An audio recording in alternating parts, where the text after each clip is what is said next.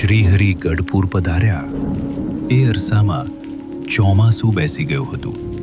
મેઘરાજા મન મૂકીને વરસતા હતા. નદી નાળા ઉભરાતા હતા.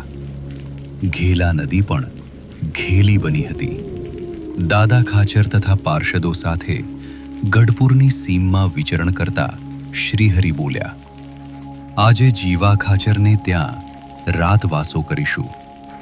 દાદા ખાચર કહે, ભલે મહારાજ, જેવી આપની મરજી.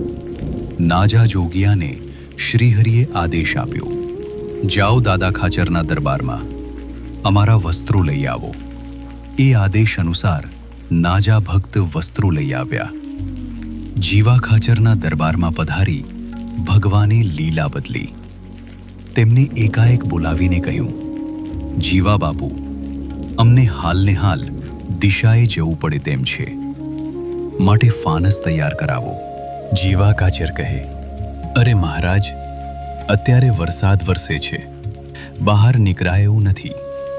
આપ મારી સાથે ચાલો, હું તમને સારી જગ્યા બતાવું.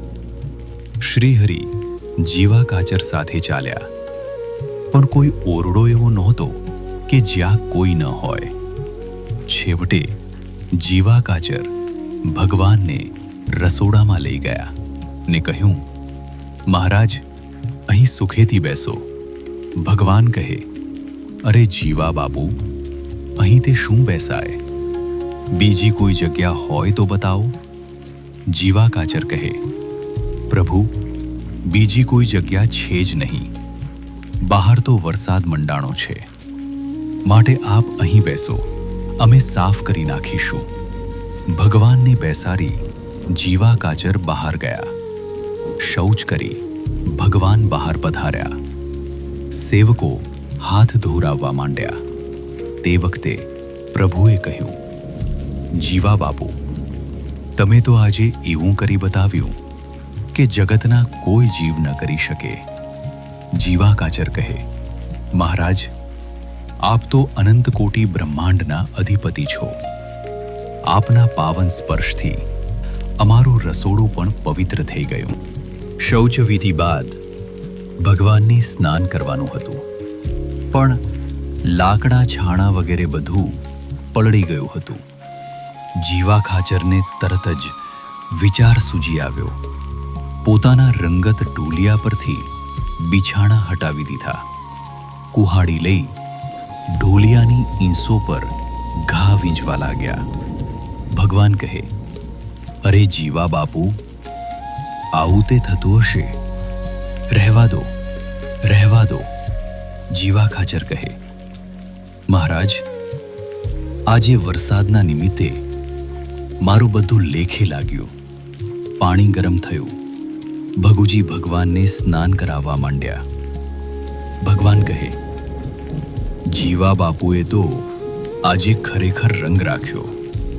આવું તો કોઈને ન સૂજે. ભગુજી કહે, એ બધું તો ઠીક, પણ જીવા બાપુ દાદા ખાચર પર ઈર્ષા રાખે છે, એ જ મોટામાં મોટી ખોટ છે. દાદા જેવા પરમ ભક્તનો દ્રોહ એ આપનો દ્રોહ કર્યા બરાબર છે. આમ વાતો કરતા ભગવાન સ્નાન કરી રહ્યા એટલામાં જીવા ખાચર આવ્યા. તેમની સાથે શ્રીહરિ શયનના ઓરડામાં પધાર્યા. બાપુને સાંકેતિક ભાષામાં કહ્યું, ભાવથી જે સેવા કરી હોય તે ભાવ વિપરીત દેશકાળમાં પણ ન બદલે તો જીવન ધન્ય થઈ જાય. ભગવાન કોઈની સેવાને ભૂલતા નથી. આ મર્મ વાક્યમાં જીવા ખાચરને કાંઈ ગમ ન પડી. બીજે દિવસે દાદા ખાચરના દરબારમાં શ્રીહરિએ જીવા ખાચરની પ્રશંસા કરી. ત્યારે દાદા ખાચર કહે, હે મહારાજ, એ તો બહુ જ ભક્તિવાળા છે. જેને જાણપણું હોય તે આવી ભક્તિ કરી શકે. દાદા ખાચરને ભક્તિનું અંગ હતું, તેથી તેમને દરેકમાંથી સવળું જ દેખાતું.